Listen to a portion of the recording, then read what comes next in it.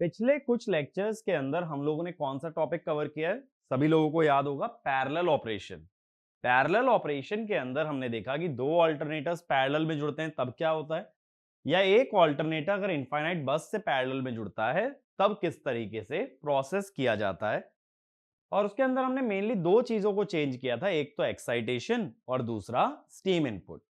तो ये सारा टॉपिक हम लोगों ने पिछले कुछ वीडियोस के अंदर कवर किया है। इस वीडियो में हम लोग एक फ्रेश टॉपिक स्टार्ट कर रहे हैं, that is called as losses and efficiency.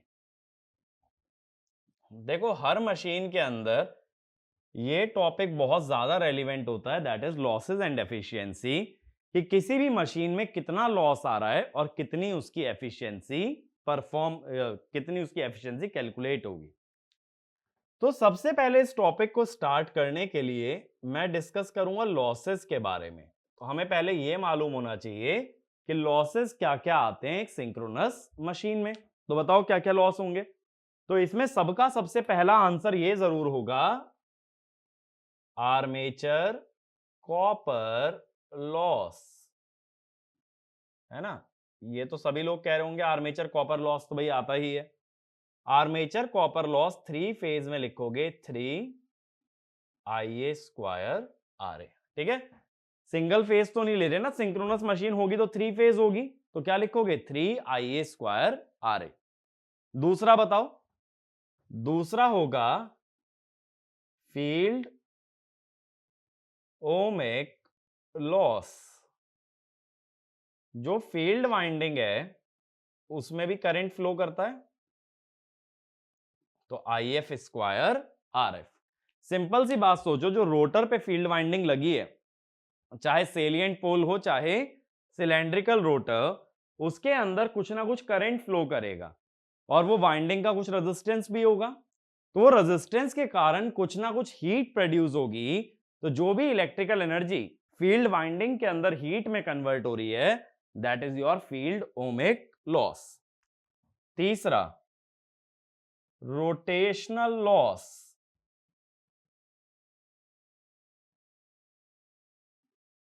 अब रोटेशनल लॉस डीसी मशीन के अंदर देखा था कि दो कंपोनेंट से बनता है।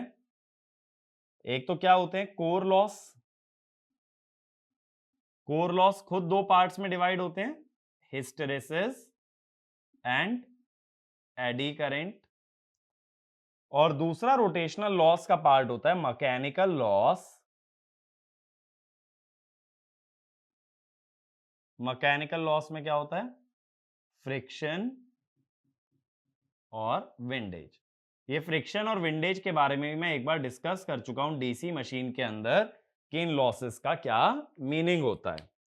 और last is your stray load loss. अब भाई ये स्ट्रे लोड लॉस कितना होता है? स्ट्रे लोड लॉस का मीनिंग मैंने ट्रांसफॉर्मर के अंदर सबसे पहले बताया था कि जो भी मशीन के आयरन पार्ट्स हैं, अगर मशीन का फ्लक्स लीक होके उन पार्ट्स तक पहुंचा तो उनके अंदर भी ईएमएफ इंड्यूस होगा, और अगर उसमें ईएमएफ बना तो उसमें एडी करंट बनेगा, और उस एडी करंट से आने वाले लॉस को हम लोग बोलते हैं स्ट्रे लोड लॉस, ठीक है। तो अक्सर क्या होता है कि स्ट्रे लोड लॉसेस को इग्नोर कर देते हैं, अपने लिए मेजर तीन लॉस रह जाते हैं, armature copper loss, field copper loss और रोटेशनल लॉस। तो इसमें लिखना, if the flux produced in the machine links iron parts of the machine, then EMF is induced in the iron parts, which causes eddy currents to flow and hence cause stray load loss। ठीक है, copper नहीं बोलेंगे क्योंकि machine के बाहर का जो हिस्सा है वो आयरन से बना है, दैट इज नॉट कॉपर, तो इसको कॉपर लॉस मत बोलना डायरेक्टली। तो ये स्ट्रे लोड लॉस हुआ। अगला पॉइंट लिखना, generally stray load losses are ignored and we only consider the first three losses. अब बात यह आती है कि इस चीज को एक्सपेरिमेंटली कैसे निकालोगे, कैसे पता लगाओगे कि मशीन के अंदर ये लॉसेस कितने कितने अमाउंट में आने वाले हैं। अब देखो क्या होता है, ये जो हमारा फील्ड ओमिक लॉस है, ये तो सिंपल तरीका है कि फील्ड वाइंडिंग का रेजिस्टेंस मेजर कर लिया जाए और फील्ड वाइंडिंग का रेजिस्टेंस मेजर करके सिंपली IF स्क्वायर RF कर लें। लेकिन ऐसा तो आर्मेचर में भी हो सकता है, RA को मेजर किया जा सकता है, ये तो जानते हो ना। RA को मैंने मेजर करना बताया भी था वोल्टमीटर एमीटर मेथड से। लेकिन उसका एक ड्रॉबैक है कि वो मेथड हम DC सप्लाई पे चलाते हैं, जबकि आर्मेचर एक्चुअल वर्किंग कंडीशन में AC पे चलता है और दोनों रेजिस्टेंस में डिफरेंस आता है, जिसका रीजन भी मैंने बताया था, स्किन इफेक्ट। स्किन इफेक्ट की वजह से दोनों रेजिस्टेंस बराबर नहीं होते, AC एंड DC। अब इसीलिए RA को कभी भी परफेक्टली मेजर नहीं कर पाओगे, बट RF फील्ड वाइंडिंग में DC लगा है तो it can be measured by voltmeter ammeter method. तो इसमें लिखना, the resistance of the field winding can be directly measured using voltmeter and ammeter, and since the field winding is always excited by DC, the results of this method are accurate. ठीक है, next point. If we try to measure armature resistance using voltmeter ammeter method, then we obtain DC value of resistance which is less than its actual or AC value due to skin effect. इसलिए RA का measurement accurate नहीं होगा, लेकिन RF का measurement accurate रहेगा। ठीक है, अगला पॉइंट लिखना, the field winding resistance is generally measured at 75 degree centigrade, which is the standard working temperature of the field winding. ठीक है, स्टैंडर्ड वर्किंग टेम्परेचर होता है फील्ड वाइंडिंग का 75 डिग्री सेंटीग्रेड। अब मेन देखो, हमें डिस्कशन करना है सबसे पहले रोटेशनल लॉसेस के बारे में। तो मेरा ध्यान इस बात पे जाता है कि ये रोटेशनल लॉस कैसे निकाले जाएंगे। तो डिटरमाइनिंग रोटेशनल लॉस, ठीक है भाई, इस बारे में हमें बात करनी है कि रोटेशनल लॉस कैसे निकाला जाएगा। अब देखो, सबसे पहले क्या करते हैं कि जो जनरेटर है या जो मोटर है उसको प्राइम मूवर से घुमाओ। Step 1, run the machine with the help of a prime mover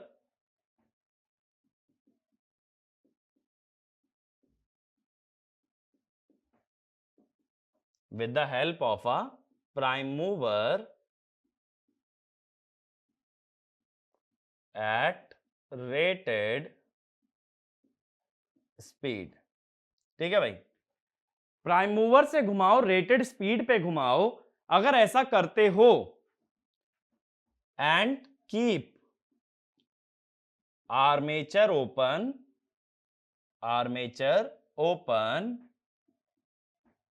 field winding unexcited. अब मेरी बात समझने की कोशिश करना, यहां पे फील्ड वाइंडिंग अनएक्साइटेड का मतलब है IF को 0 रखा है, आर्मेचर ओपन का मतलब है IA को 0 रखा है। अब एक चीज सोचो, अगर IF 0 है तो फ्लक्स भी तो 0 है। अब जो कोर लॉस होते हैं, हिस्टेरेसिस और एडी करंट लॉस, दोनों ही BM स्क्वायर के प्रोपोर्शनल होते हैं।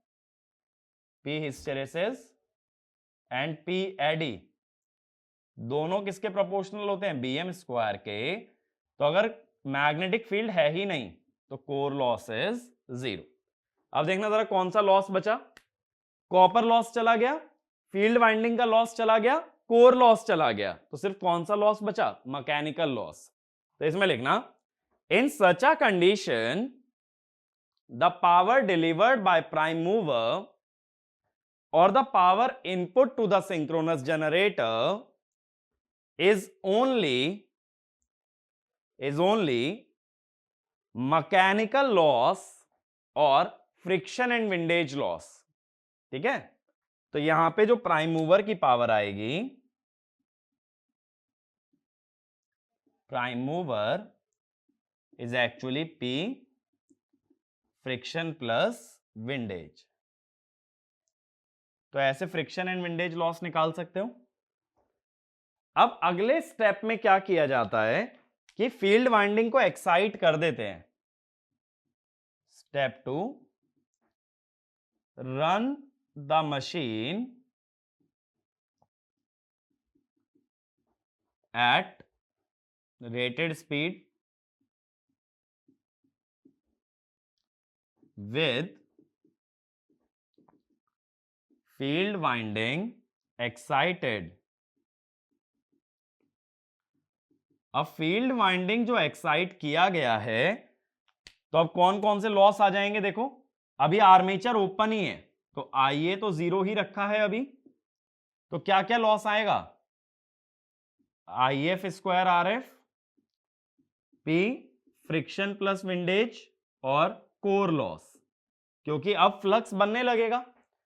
अब ये IF स्क्वायर RF वाली जो पावर है, ये तो डीसी सोर्स से आ रही है, और बाकी ये जो दोनों पावर हैं ये कहां से आ रही हैं, प्राइम मूवर से।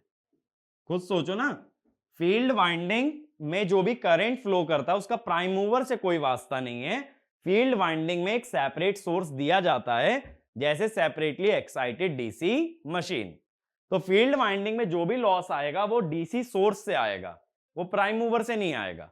प्राइम मूवर कौन सी पावर सप्लाई करेगा, फ्रिक्शन, विंडेज एंड कोर। तो मैं यहां पे क्या लिख सकता हूं, power of prime mover is equal to P rotational. अब फ्रिक्शन विंडेज पहले ही निकाल चुके हो, तो कोर लॉस यहां से निकाला जा सकता है। अब देखो, कोर लॉस जनरली हिस्टेरेसिस और एडी करंट लॉस फ्लक्स के स्क्वायर के प्रोपोर्शनल होते हैं, इसीलिए वो वोल्टेज के स्क्वायर के भी प्रोपोर्शनल होंगे। ठीक है, देखो हम क्या बोल रहे हैं कि core loss is proportional to flux, is proportional to IF, and it is also proportional to open circuit voltage। open circuit voltage माने EMF, क्योंकि EMF खुद किसके प्रोपोर्शनल होता है, तो अगर phi square IF square OC voltage square. इसका मतलब अगर कोर लॉस और ओपन सर्किट वोल्टेज के बीच में ग्राफ बनाया जाए VOC, तो ये ग्राफ कैसा आएगा, ये ग्राफ आएगा पैराबोलिक। और अगर रोटेशनल लॉस के अगेंस्ट बनाओगे, रोटेशनल लॉस में तुम्हारा मैकेनिकल लॉस भी आ गया ना। मैकेनिकल लॉस में फ्रिक्शन, विंडेज तो स्पीड पे ही डिपेंड करते हैं, और स्पीड हमेशा रेटेड स्पीड रखी गई है। अगर स्पीड को फिक्स रखा है तो फ्रिक्शन प्लस विंडेज लॉस इतना ही रहेगा, that is your F plus W loss, friction plus windage loss. और कोर लॉस पैराबोलिक आ जाएगा, तो ये वाला लॉस रहेगा कोर लॉस। ठीक है, तो इससे दोनों को सेपरेट भी कर सकते हो। तो एक पॉइंट लिखना, core losses are proportional to square of flux और flux density, and since open circuit voltage is also proportional to flux, we can assume that core loss is proportional to square of open circuit voltage। ठीक है, next point, since the synchronous machine is always run at synchronous speed or rated speed, the friction and windage losses do not change and they remain constant। So rotational loss, which is sum of friction windage loss and core loss, varies with open circuit voltage as shown. ठीक है, तो ये जो हमने graph बनाया, ये मेरी बात क्लियर हुई? ठीक है, अब इसके बाद देखो स्टेप 3 में क्या कर देते हैं। स्टेप 3 में आर्मेचर को शॉर्ट सर्किट कर देते हैं। Step 3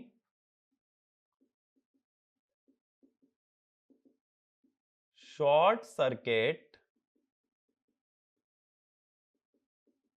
armature and machine is run at rated speed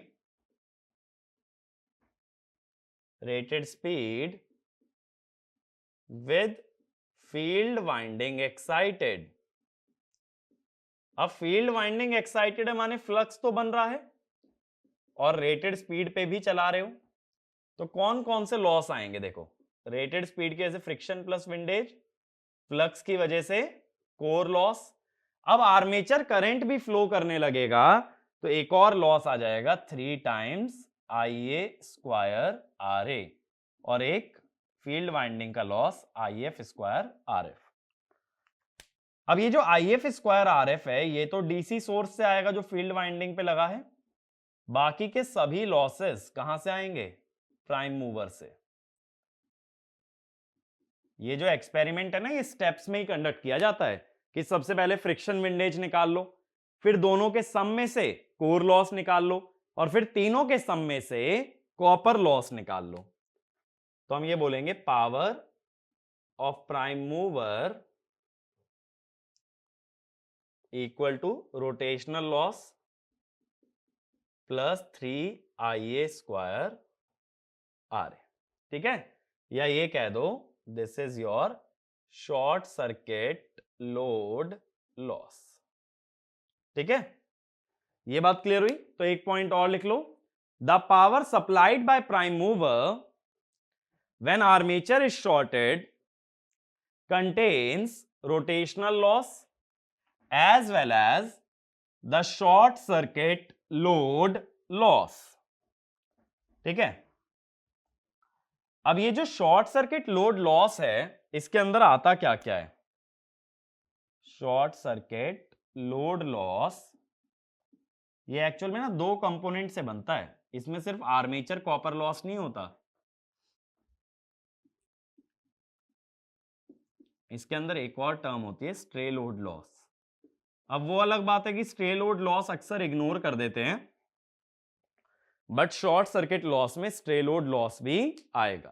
तो एक पॉइंट ये भी लिख लो, the short circuit load loss very also contains stray load loss and not only armature copper loss. तो यहां से चाहो तो स्ट्रे लोड लॉस निकाल सकते हो, स्ट्रे लोड लॉस, लेकिन दिक्कत क्या आएगी ना कि उसके लिए तुम्हें आर्मेचर कॉपर लॉस पता होना चाहिए। अब आर्मेचर कॉपर लॉस के लिए क्या पता होना चाहिए? RA। अभी मैंने बताया कि RA को अगर मेजर करते हो वो DC वैल्यू आती है ना कि AC वैल्यू। तो अगला पॉइंट ये लिखना, in order to compute stray load loss we need to have prior knowledge of armature resistance, but using voltmeter ammeter method we can only obtain DC value of RA and not its AC value। इसीलिए हम ऐसा कह देते हैं कि अलग अलग मत करो स्ट्रे लोड लॉस को, इफेक्टिव आर्मेचर रेजिस्टेंस लिख दो। कैसे? Short circuit load loss by 3 times short circuit current का स्क्वायर। समझे? यानी मैंने ये मान लिया कि ये जो शॉर्ट सर्किट लोड लॉस है पूरा ही क्या है? कॉपर लॉस, यानी 3I²R, वहां से आ गया इफेक्टिव आर्मेचर रेजिस्टेंस। बात क्लियर हुई? तो एक पॉइंट लिखना, since we cannot compute RA we compute effective value of armature resistance by assuming that the short circuit load loss entirely contains armature copper loss. तो ये वाला फॉर्मूला भी important है, कभी इफेक्टिव आर्मेचर रेजिस्टेंस निकालने के लिए बोले तो जो भी शॉर्ट सर्किट लोड लॉस है divided by 3 ISC²।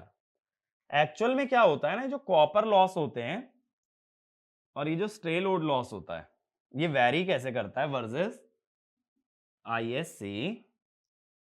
Copper loss तो स्क्वायर की तरह जाता है, स्ट्रे लोड लॉस जो जाता है ना वो I² के नहीं लीनियर के प्रोपोर्शनल होके जाता है।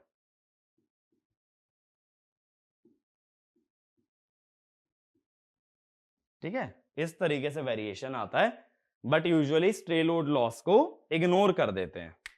तो एक पॉइंट लिख लेना, usually stray load losses are ignored while computing losses and efficiency of a synchronous machine। ठीक है, नेक्स्ट पॉइंट क्वेश्चन के लिए इंपॉर्टेंट पॉइंट है, only consider stray load loss if they are specified. अगर गिवन है तभी कंसीडर करना, वरना उसको जाने देना। निकालने मत बैठ जाना कि स्ट्रे लोड लॉस निकलेगा कैसे और क्वेश्चन ही अटका दो। नहीं गिवन तो नहीं निकालना है, गिवन है तो एफिशिएंसी की कैलकुलेशन में यूज कर लेना है। अब देखो डीसी मशीन की तरह कभी भी एफिशिएंसी की बात करनी है तो पावर फ्लो डायग्राम क्लियर होना चाहिए। यह बहुत अच्छे से पता होना चाहिए कि पावर किस तरह से फ्लो करती है मशीन के अंदर। अब हमारे पास दो पॉसिबिलिटी है, एक तो ऑल्टरनेटर और एक मोटर। तो पहले मैं ऑल्टरनेटर की बात कर लेता हूं।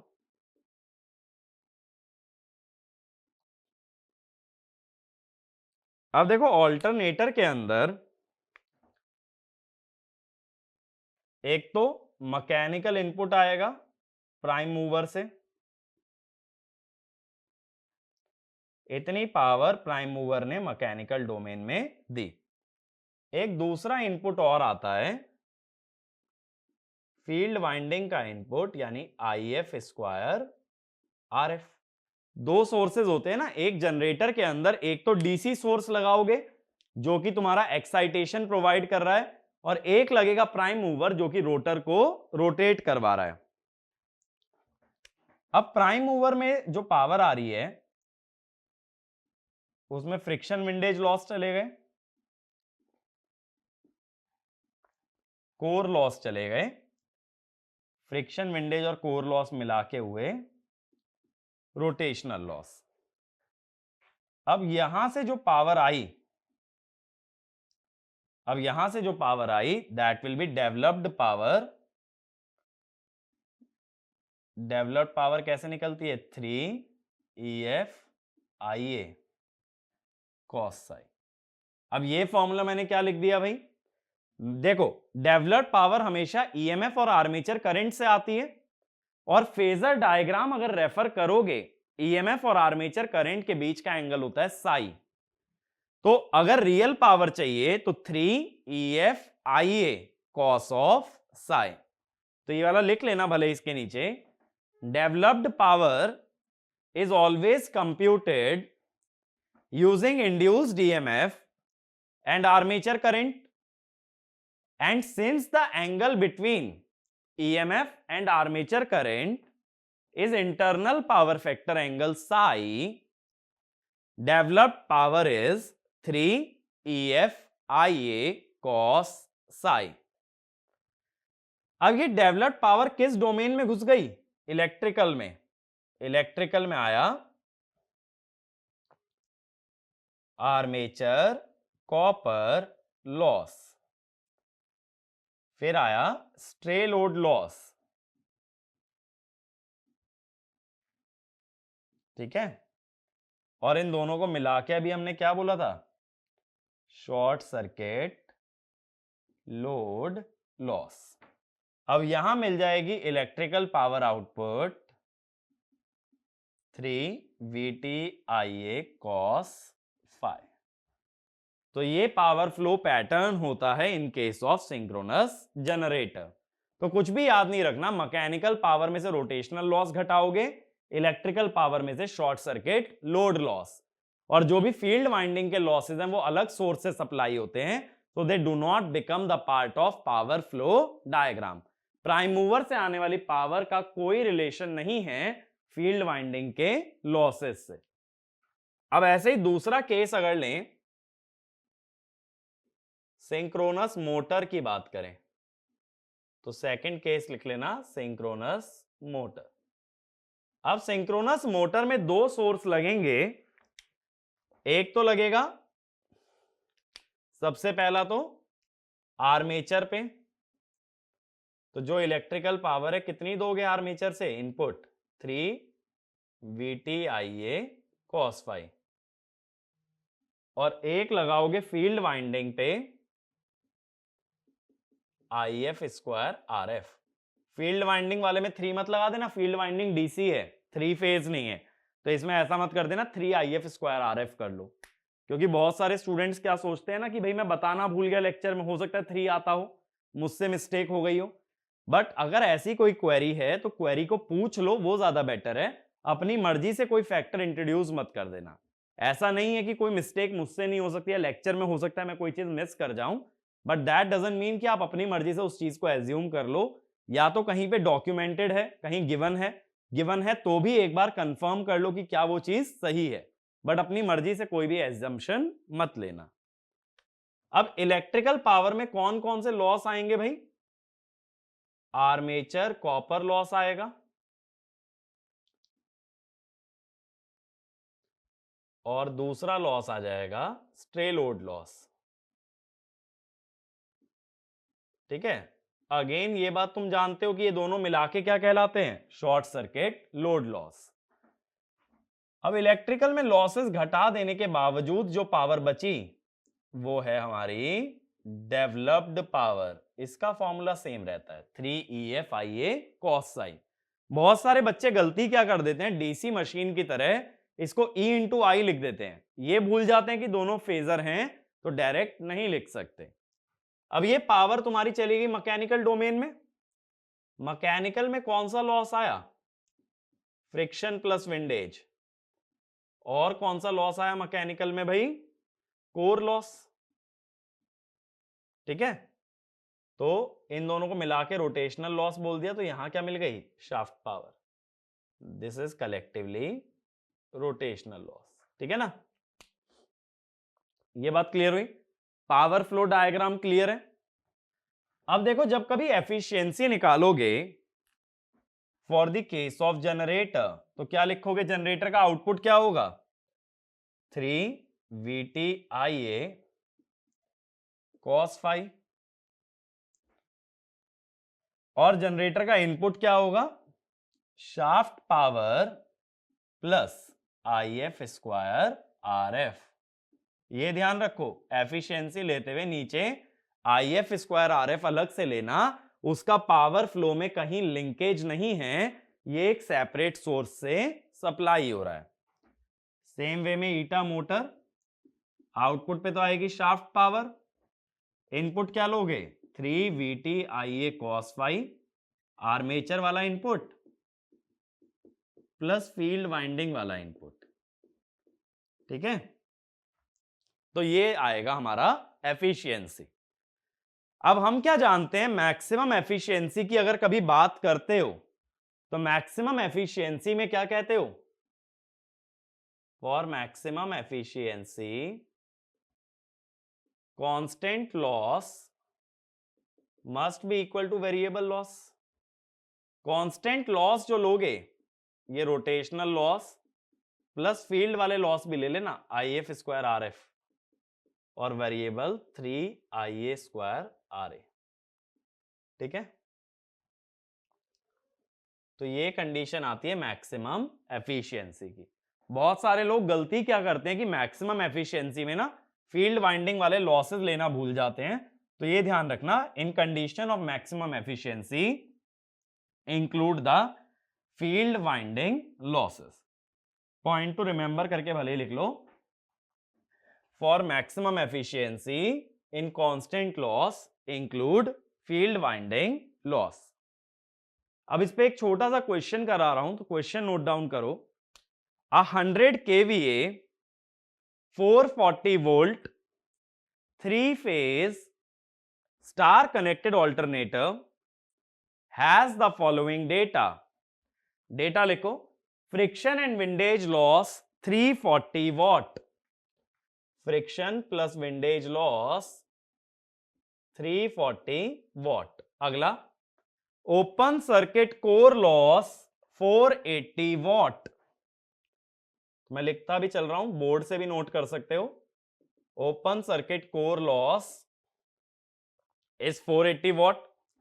अगला, field winding resistance at 75 degree centigrade, RF at 75 degree centigrade 180 ओम। ठीक है, मैंने बताया ना स्टैंडर्ड टेम्परेचर 75 होता है। Effective armature resistance 0.02 ohm. R A effective यानी AC resistance 0.02 ohm. Field winding voltage 220 volt.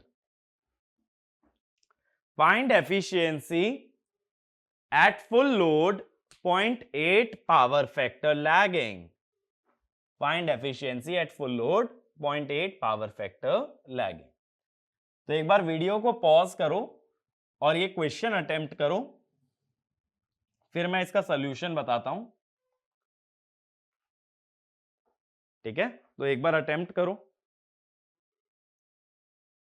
तो देखो, जो लोग अटेम्प्ट कर चुके हैं, सॉल्यूशन हम लोग देखते हैं। फुल लोड बोला है, तो फुल लोड पे ना आईए निकाल लेते हैं। फुल लोड पावर है 100 केवीए। ठीक है, पावर फैक्टर से डिवाइड मत कर देना, केवीए में है तो √3 VL IL होगी। ठीक है, ये ध्यान रखना। यहां पे बहुत लोग गलती क्या करते हैं कि एपरेंट पावर को रियल पावर की तरह ट्रीट करके √3V cos phi से डिवाइड कर देते हैं। cos phi का कोई फैक्टर नहीं आएगा, तो ये करंट कितना आएगा, ये आना चाहिए 131.22। ठीक है, ये तुम्हारा आर्मेचर करंट आ जाएगा 131.22।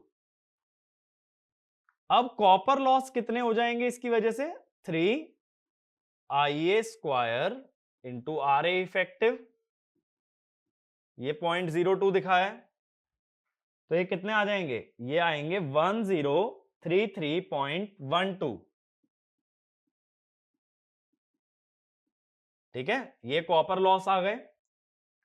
अब फील्ड लॉस, करंट नहीं दिया तो वोल्टेज से काम चला लो।